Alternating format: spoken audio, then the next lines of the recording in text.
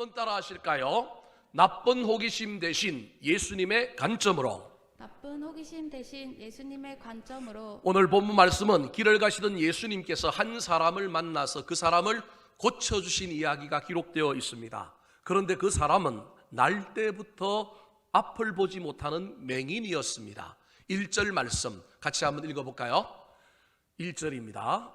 자, 1절 말씀 시작. 예수께서 길을 가실 때 날 때부터 맹인된 사람을 보신지라.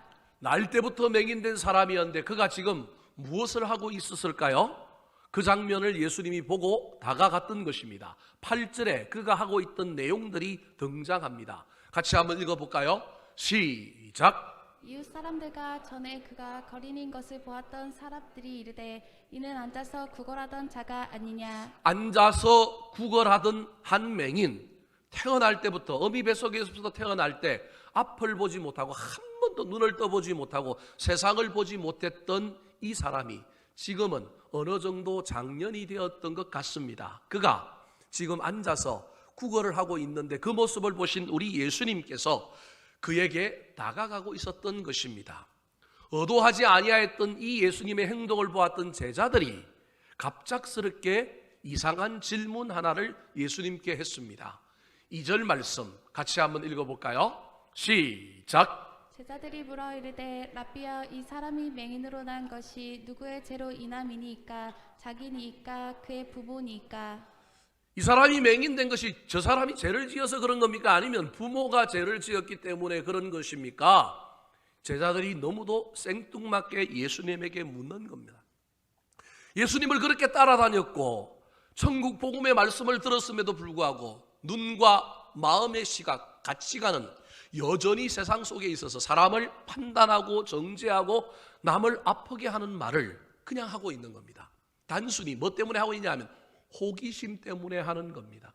전에 우리 교인 가운데 하도 속을 썩이고 마음을 아프게 하여 불러서 왜 그런 일을 했느냐 물어보니까 그냥 호기심 때문에 궁금해서 했대요.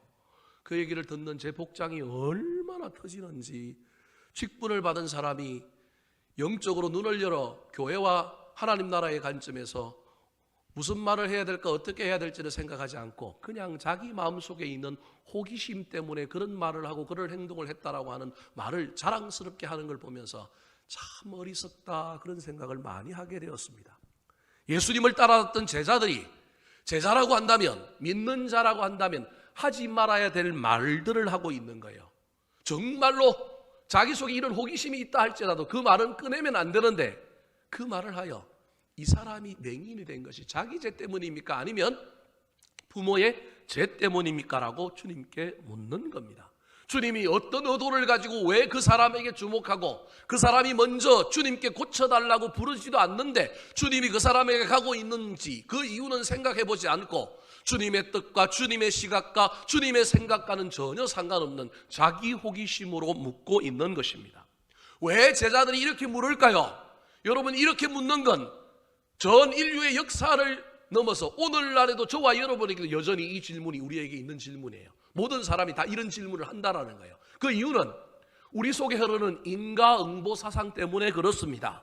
인과응보라고 하는 건 나쁜 말은 아닙니다. 원래대로 하면, 좋은 의도로 하면 악인은 벌을 받고 선한 사람은 나중에 복을 받는다는 좋은 말입니다. 그런데 이 말을 그렇게 좋은 데 쓰는 것이 아니라 우리 자의적으로 어떤 사람의 불행을 폄하할 때 쓰는 겁니다. 저 사람이 아픈 이유, 저 사람이 고난을 당하는 이유, 저 사람에게 우환과 환난이 닥친 이유는 그 사람이 뭘 지었기 때문이라고요?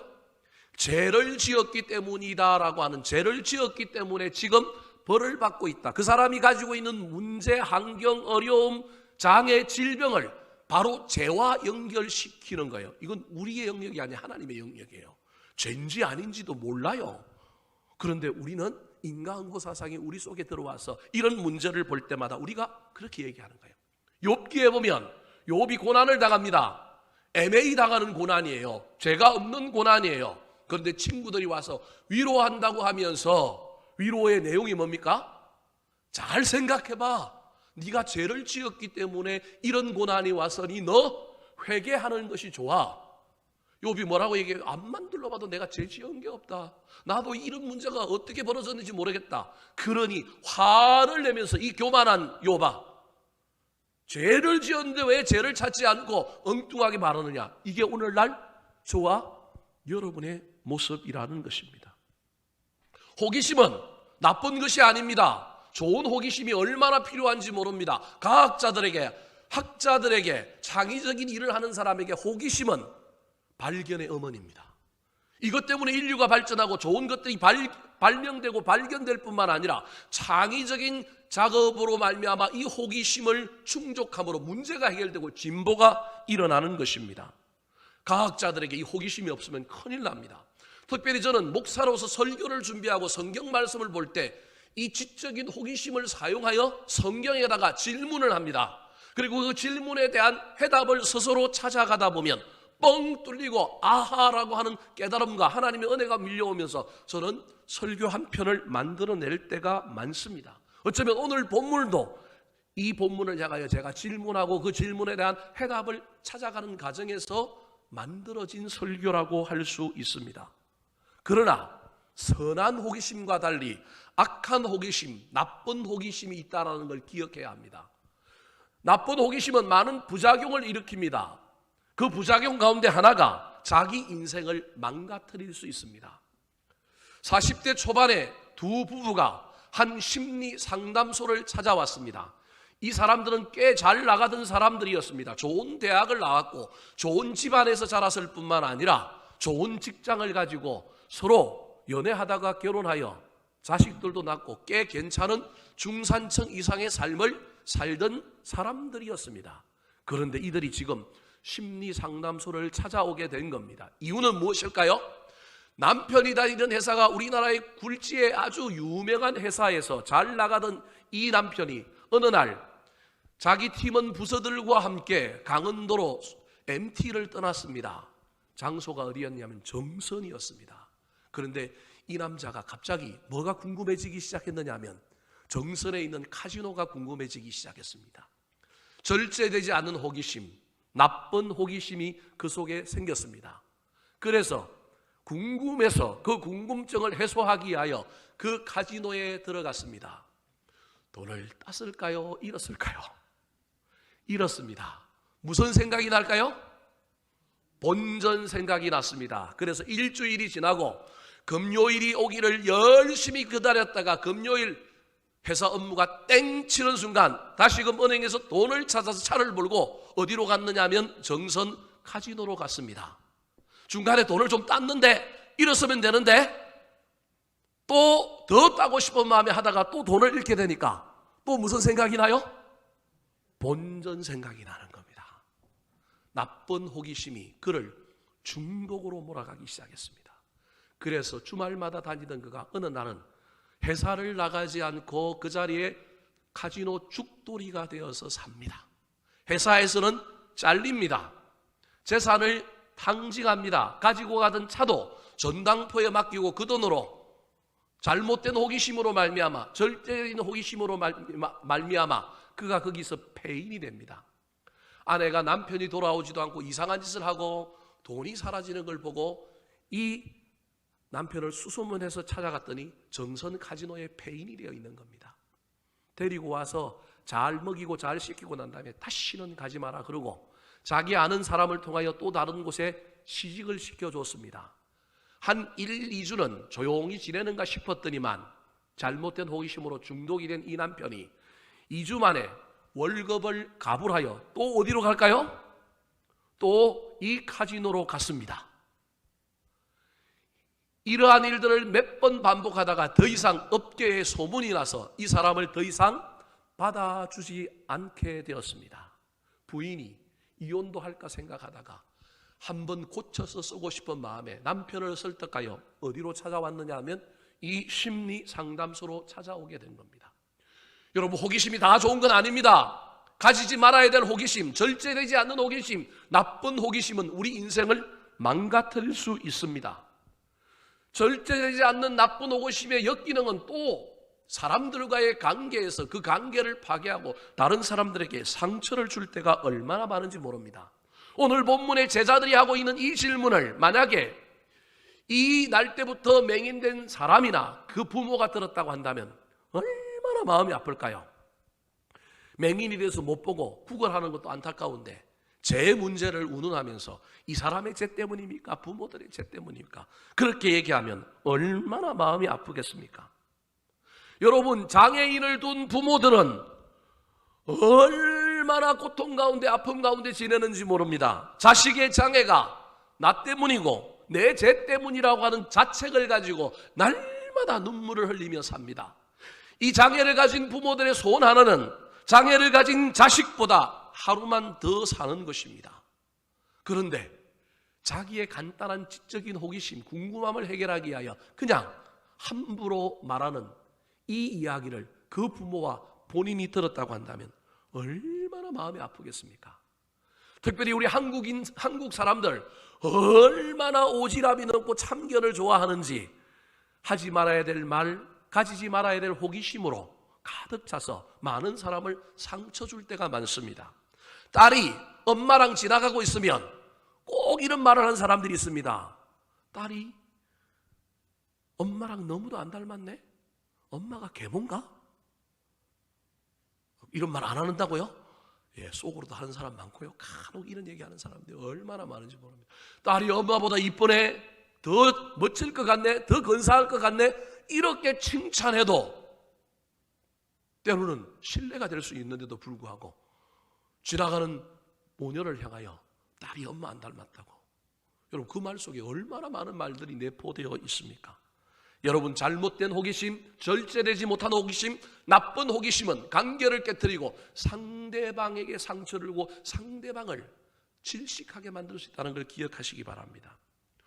또 다른 절제되지 못한 나쁜 호기심의 역기능은 그 나쁜 호기심이 미래를 바라보고 있는 호기심이 아니라 뭘 바라보고 있느냐 하면 과거를 바라보고 있는 호기심이라는 데 문제가 있습니다.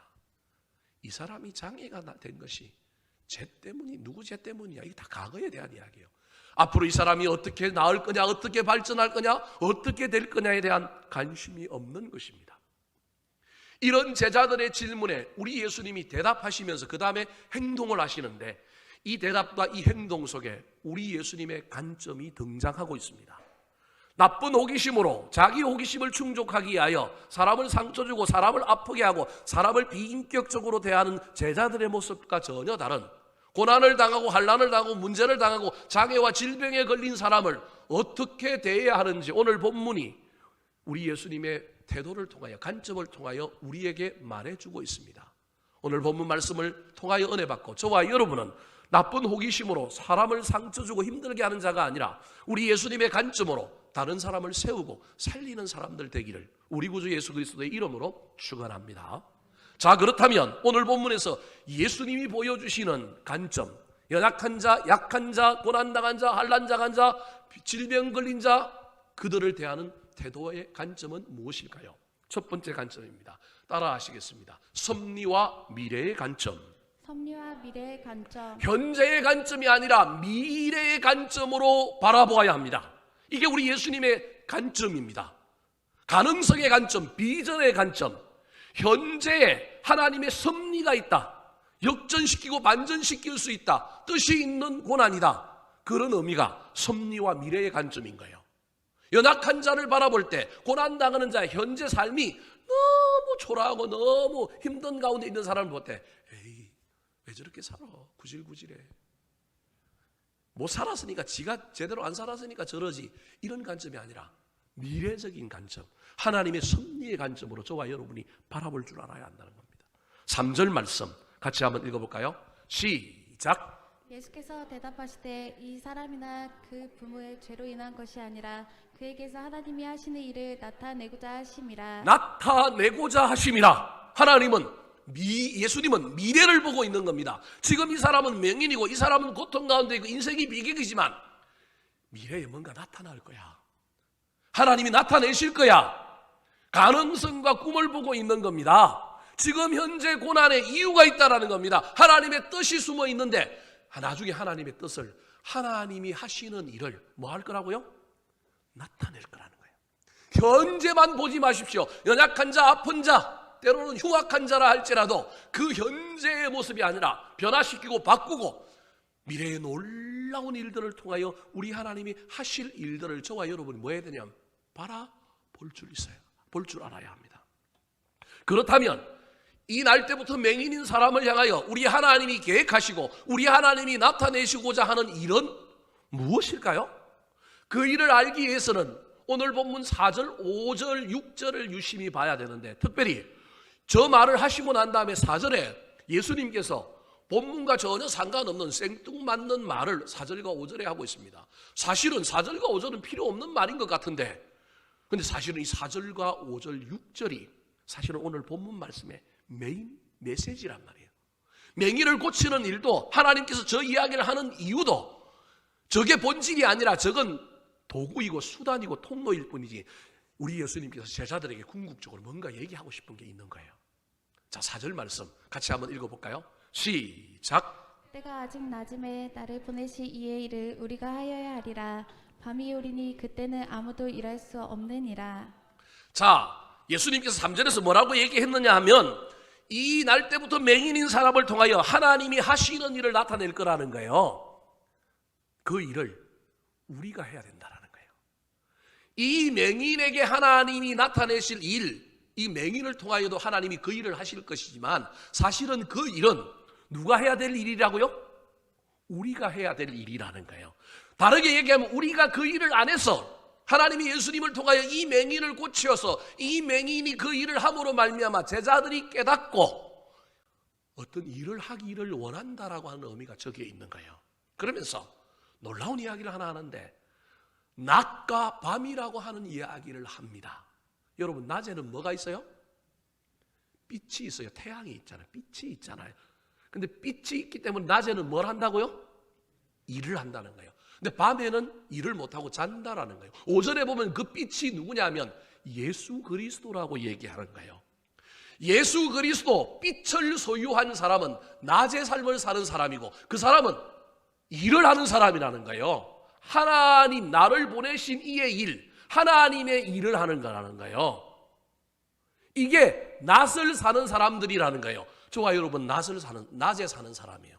저와 여러분 예수 그리스도 빛을 소유하여 그 빛을 인격적으로 만나고 예수 그리스도를 믿음으로 말미암아 그분을 주인으로 모심으로 말미암아 우리는 밤의 삶을 사는 사람이 아니라 무슨 삶을 사느냐 하면 낮의 삶을 사는 사람이에요. 낮의 삶을 사는 사람은 내 인생, 내 일을 하고 사는 게 아니라 나를 보내신 이의 일을 하는 거예요.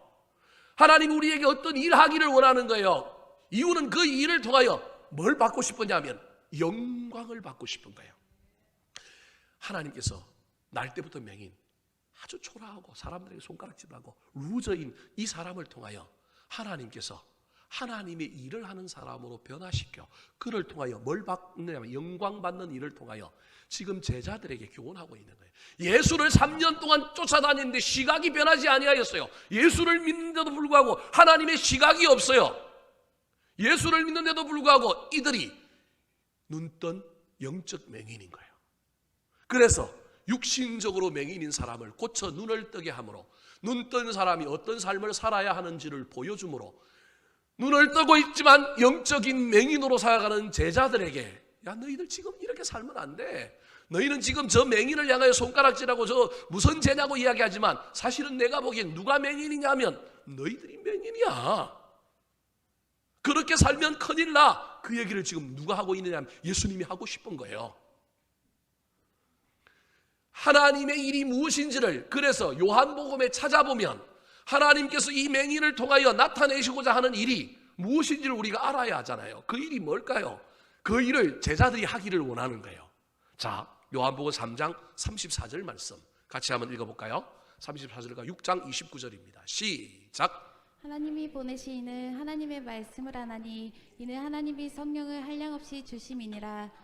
예수께서 대답하여 이르시되 하나님께서 보내신 이를 믿는 것이 하나님의 일이니라 하시니. 거꾸로 한번 해볼까요? 하나님의 일이 뭐냐 하면 믿는 거예요. 예수 그리스도를 믿는 거예요. 믿는 건 머리로 하는 게 아니라 받아들이는 거예요. 삶을 내 안에 받아들여서 내가 낮의 삶을 사는 거예요. 믿는 것이 하나님의 일이에요.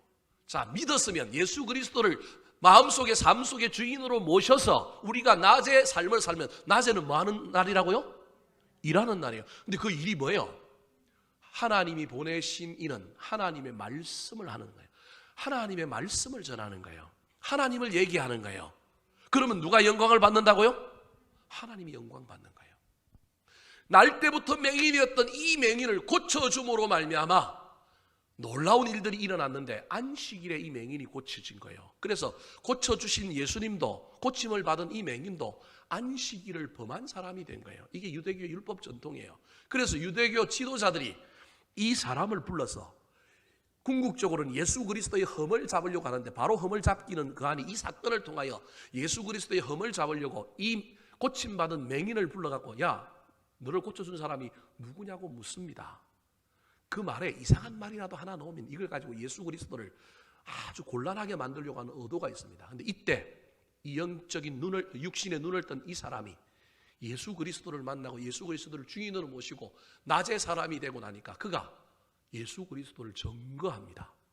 아까 하나님의 말씀을 하는 자라 그랬잖아요. 자, 17절 말씀, 이 사람의 놀라운 변화의 이야기입니다. 같이 한번 읽어볼까요? 시작. 이에 맹인되었던 자에게 다시 묻되 그 사람이 내 눈을 뜨게 하였으니 너는 그를 어떠한 사람이라 아느냐? 대답하되 선지자니이다 하니. 이 사람이 눈 뜨고 난 다음에 드디어 하나님이 나타내시고자 하는 일을 하기 시작해요. 처음에는 모른다 그랬다가 이 사람이 막 뭐라고 얘기했냐면, 예수는 누구라고요? 선지자라는 거예요. 32절과 33절에 두 번째 이 사람을 유대교 지도자들이 소환을 합니다. 왜냐하면 이 사람이 선지자라고 얘기하니까 이상하다 싶어서 이 유대교 지도자들이 부모를 불러서 부모들에게 물어봅니다. 근데 부모들은 잘못 대답하면 유대교에서 출교될 것을 염려하여 우리는 모릅니다, 우리 아들에게 물어보십시오, 그렇게 얘기하는 거예요.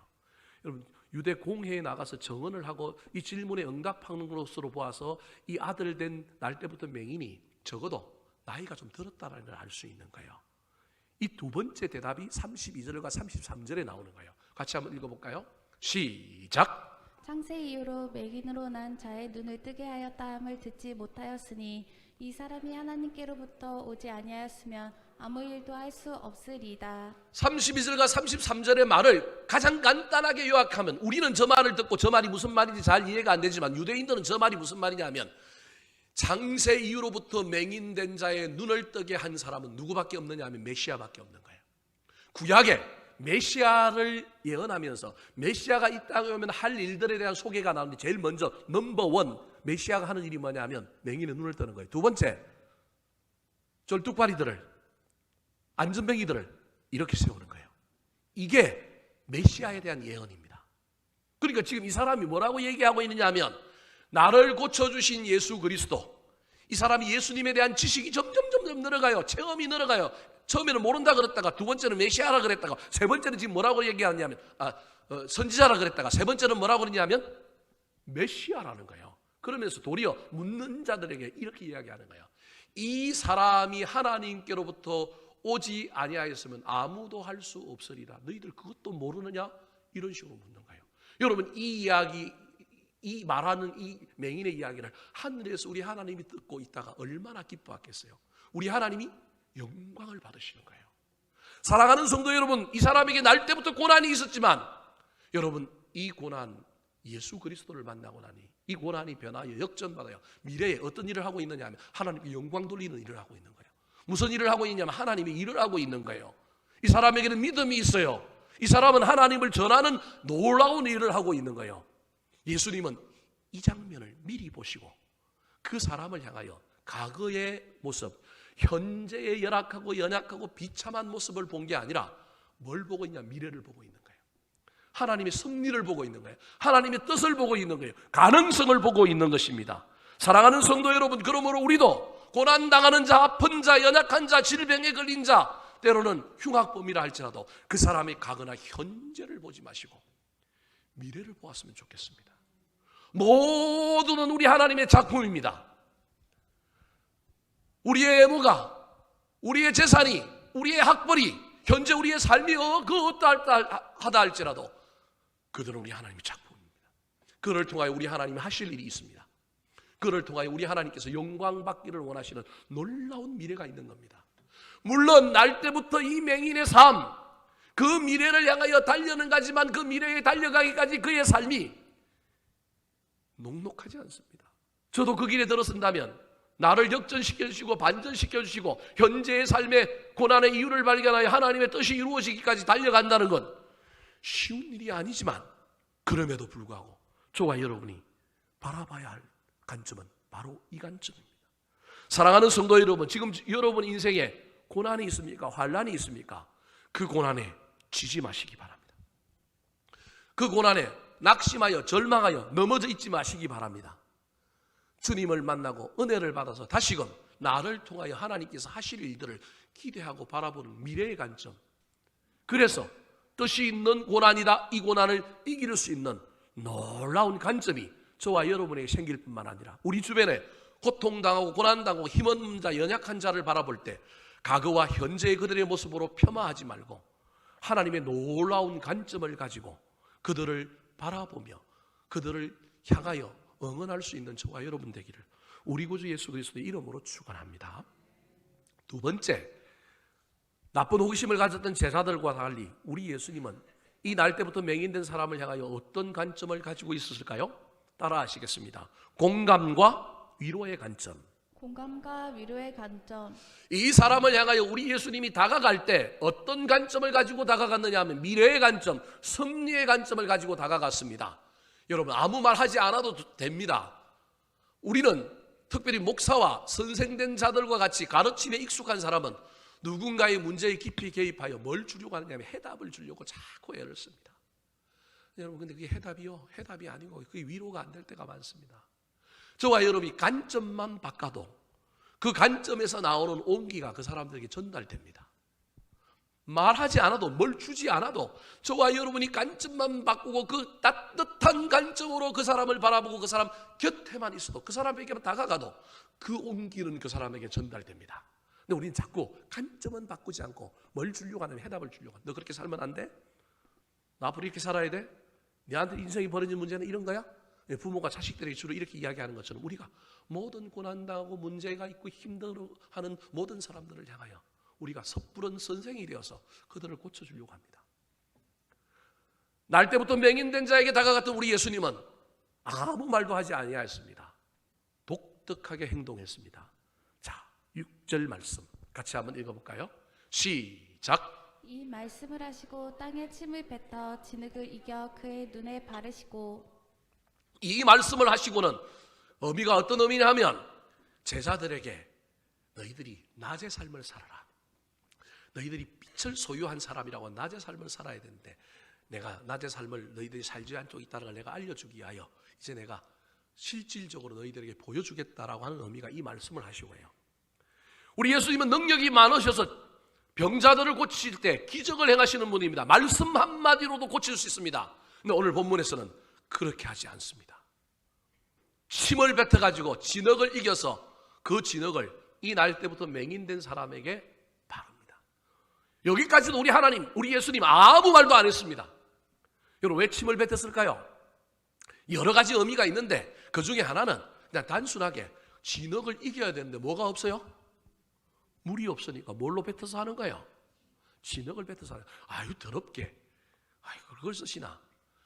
저 침의 또 다른 의미가 그 당시 유대인들이 정결과 거룩의 관점에서 가지고 있는 자기들만의 방식, 그 방식만으로만 사람을 살릴 수 있는 것이 아니라 더럽다고 여기는 것도 하나님께, 예수님께 쓰임받으면 귀한 도구가 될 수 있다, 그런 의미인 겁니다.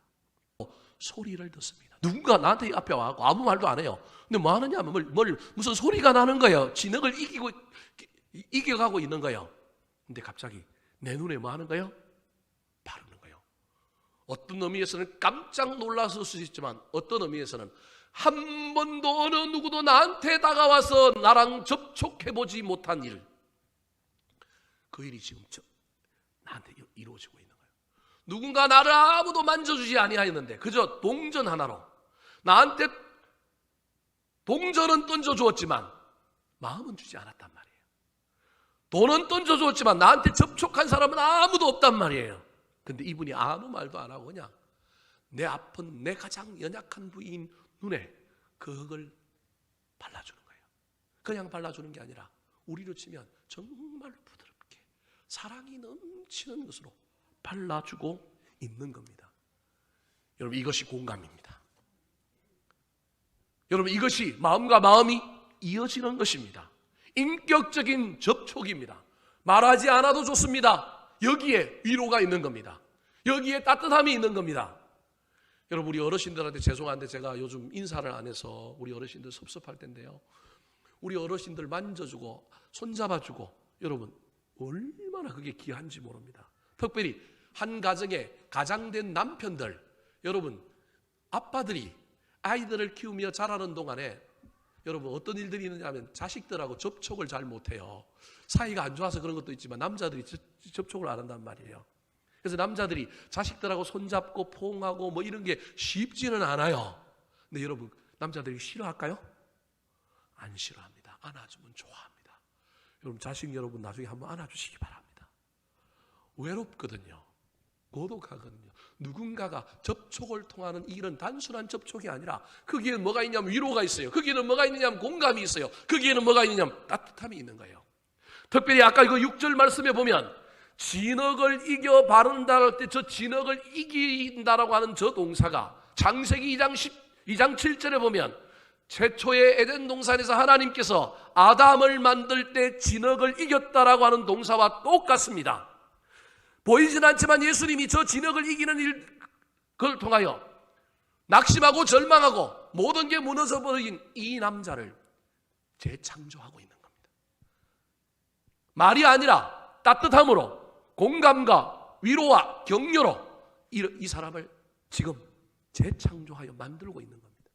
생기를 불어넣어 생명인 아담을 만들었던 것처럼 보이지 않지만 따뜻함의 온기를 그에게 불어넣고 있는 것입니다. 사랑하는 성도 여러분, 사람을 도울 때 물질만 주지 말고 마음을 주시기 바랍니다. 아니, 주지 말고 수용하고 받아주시기 바랍니다. 정답과 해답을 주려고 하지 말고 어루만져 주시고 안아주시기 바랍니다. 그때 새로운 창조가 일어나고 마음의 문이 열리고 영안이 열릴 것입니다. 그 사람이 처한 문제와 환경의 문, 세상의 문이 열리기 전에 마음의 문이 열려야 합니다. 마음이 녹아야 그 사람의 인생의 문이 열리고 인생의 문제가 해결되지. 여러분, 돈으로 기적으로 세상의 문만 열어준다고 그 사람이 해결될까요? 옛날로 또 돌아갈 가능성이 있습니다. 사랑하는 성도 여러분, 우리 예수님은 공감해 주신 분이라고 하는 걸 기억하시기 바랍니다. 위로를 주고 격려했다라고 하는 것을 기억하시기 바랍니다. 어줍지 않은 선생 노릇하려고 하지 말고 물질만 주는 것으로 끝내지 말고 공감하고 위로하고 격려하여 그의 마음의 상처를 치유해주고 그의 마음에 따뜻함이 넘쳐나게 만드는 저와 여러분 되기를 우리 구주 예수 그리스도의 이름으로 축원합니다. 마지막으로 나쁜 호기심, 절제되지 않은 호기심으로 상처를 주었던 제자들과 달리 이 날 때부터 맹인을 향하여 우리 예수님은 어떤 관점으로 다가가고 있었을까요? 따라하시겠습니다. 성장과 자립의 관점. 성장과 자립의 관점. 예수님께서 맹인을 치유하는 데는 독특한 방식을 사용했습니다. 이미 말씀으로 치유하지 않고 뭐 했느냐 하면 진흙을 이겨서 눈에 바르는 작업을 했습니다. 여러분, 그 다음에 그럼 어떻게 해야 될까요? 눈 떠봐라 그래야 되지 않을까요? 여러분, 눈 떠봐라 그래야 되는데 우리 주님께서 눈 떠봐라 그러지 않고요, 진흙 발라주고 난 다음에 그 자리에서 고쳐주지 않고 또 다른 이상한 말을 합니다. 근데 이 이상한 말이 예수님의 유일한 말이에요. 자, 그게 뭐예요? 7절 말씀 같이 한번 읽어볼까요? 7절 시작. 이르시되 실로암 못에 가서 씻으라 하시니 실로암은 번역하면 보냄을 받았다는 뜻이라. 이에 가서 씻고 밝은 눈으로 왔더라. 여러분, 저 말은 말도 안 되는 말입니다. 제가 저 날 때부터 맹인이라고 한다면 주님께서 진흙 바르고 난 다음에 실컷 기대하고 있었는데 야, 눈 떠봐. 그래서 눈이 딱 떠지는 걸 기대했을지도 모르는데 우리 주님께서 뭐라고 얘기해요? 실로암에 가서 씻으라는 거예요. 저 같으면 그때 일어나고 예수님 안 보이지만 어디 있는지 모르니까 한 기사대기 한번 올리려고 저 같으면 막 손을 휘둘렀을지도 몰라요. 여러분, 실로암이라고 하는 연못은, 연못이라고 하는 모든 연못은 높은 데 있는 게 아니라 평지에 있는 것이 아니라 어디에 있느냐면 낮은 데 있습니다. 예루살렘 성지순례를 가보면 실로암 연못이 계단을 따라 쫙 밑에 있습니다. 여러분, 맹인이 이 실로암 연못까지 간다는 걸 생각을 한번 해보십시오. 오늘 본문에 보니까 부모도 있으니까 부모가 데려갔을 수도 있습니다. 친구들의 도움을 따라 갔을 수도 있습니다. 근데 극단적으로 본인이 한번 간다고 생각해 보세요. 얼마나 힘들겠어요. 얼마나 짜증나겠어요. 안 가고 싶은 마음이 더 많아요. 넘어지고 자빠지고 찢고 굴르고, 누군가가 도와준다 할지라도 여러분 그 도움을 받아서 가는 길이 쉬운 일은 아닙니다. 여러분 시간 되시면 맹인들을 돕는 자원봉사를 한번 해보시기 바랍니다. 맹인을 여러분이 인도하여 갈 때 여러분이 화딱지가 날 겁니다. 여러분이 아마 막 깝깝해갖고 나 안 해! 그러고 여러분 먼저 여러분 손들 가능성이 많습니다. 여러분 오늘 본문에 가서 씻으라고 하신 이 불필요할 것 같은, 정말로 주님이 그냥 고쳐주면 될 일 같은 이 일들을 하지 않고 이렇게 하신 이유가 뭘까요? 그리고 왜 하필 실로암이라고 하는 곳으로 가라고 했을까요? 여러분 이 실로암의 이름이 뜻이 뭐라고요? 보내심을 받았다라는 거예요. 여러분 이 이야기 속에 여러분 많은 의미가 들어있는 겁니다. 왜 하필 실로암으로 가라고 하는가? 그리고 그 실로암이라고 하는 이름 뜻이 왜 보내심을 받았느냐라고 하는 의미냐는 거예요. 여러분 설명을 제가 조금 시간이 가도 한번 해볼게요. 여러분 잘 들어보시기 바랍니다. 이 사람, 이 날 때부터 맹인에게 실로암은 뭐와 같으냐 하면 자기의 장애인, 앞을 보지 못하는 것 같고 똑같은 게 뭐냐면 실로암입니다. 이 맹인은 날 때부터 어디로 보내심을 받았느냐 하면 장애로 보내심을 받았습니다. 기분이 나쁘고 이상하지만 여러분 지금 이 얘기를 하는 거예요. 보내심을 받았다는 거예요. 보내심을 받은 자는 어떻게 살아야 하는지를 설명하는데, 이 삶을 안 산 사람이 누구냐 하면 고난이라고 하는 핑계로 이 삶을 안 산 사람이 누구냐 하면 이 날 때부터 맹인된 사람이라는 거예요. 그래서 이 사람에게도 교훈을 주기 위하여 바로 고쳐주지 않고 어디로 가라 그러냐면 실로암으로 가는 거예요. 여기도 장애라고 하는, 고난이라고 하는 이곳도 보내심을 받았을 뿐만 아니라 지금 이 보내심을 받은 이 자리에 이 고난이 해결되지 않는 이유를 설명해 주기 위하여 지금 어디로 가라 그러냐면 실로암으로 가라고 하는 거예요. 여러분 그 길이 쉬운 길이에요, 어려운 길이에요? 실로암으로 가는 길이 어려운 길이에요. 힘든 길이에요. 근데 이 사람이 가요. 순종해서 가요. 이 이야기 속에 주님께서 뭐라고 얘기하고 있느냐면, 뭘 이야기하고 있느냐면 네가 말하는 내 말을 믿느냐는 거예요. 그리고 네가 내 말에 순종하느냐는 거예요. 믿음과 순종에 대한 이야기가 이 실로암으로 보내는 작업 속에 있는 거예요. 이 땅에 예수를 믿고 이 땅에 태어난 사람, 저와 여러분은 가정으로 고난 가운데로 문제 가운데로 뭘 받은 사람이냐면 보내심을 받은 사람이에요. 보내심을 받은 사람은 걸어가는 사람이에요. 도망가는 사람이 아니라, 피해가는 사람이 아니라 그 길로 걸어가는 사람이에요. 어떻게 걸어가야 될까요? 믿음으로 걸어가야 된다니까요. 어떻게 걸어가야 될까요? 순종으로 걸어가야 돼요. 믿음과 순종의 길, 쉬운 길이 아니에요. 실로암 가는 길이라니까요. 내리막길이라니까요. 계단이라니까요. 구른 길이라니까요. 근데 어떻게 하면 돼요? 끝까지 가기만 하면 거기 뭐가 있어요? 쉽고 뭐가 있어요? 나음이 있는 거예요. 이 사람에게 현실의 삶, 장애, 고통, 문제, 남편, 자식, 사업의 부도, 이게 다 실로암이에요. 이 실로암을 우리에게 주신 거예요. 근데 그 실로암을 지금 우리가 어떻게 하고 있냐면 보고만 있는 거예요. 누군가 그 실로암을 그냥 나한테 내 눈에 갖다 주기만 기다리고 있는 거예요. 근데 주님께서 그러지 않는 거예요. 실로암은 가는 거라는 거예요. 믿음과 순종으로 가면 가는 길에 좌절도 있고 낙심도 있지만 하나님이 뭘 부어주시냐면 은혜를 부어주시는 거예요. 끝에 가면 뭐가 있느냐 하면 나음을 입는 거예요. 나음을 입을 뿐만 아니라 그 일을 통하여 내가 하나님의 일을 하게 되고, 하나님께 뭘 돌리느냐 하면 영광을 돌리게 되는 거예요. 이 삶을 살아야 될 사람이 누구냐면 제자들인데, 지금 제자들이 눈뜬 맹인인 거예요. 보낼라 그러는데 베드로는 초막 세습만 짓겠다 그래요.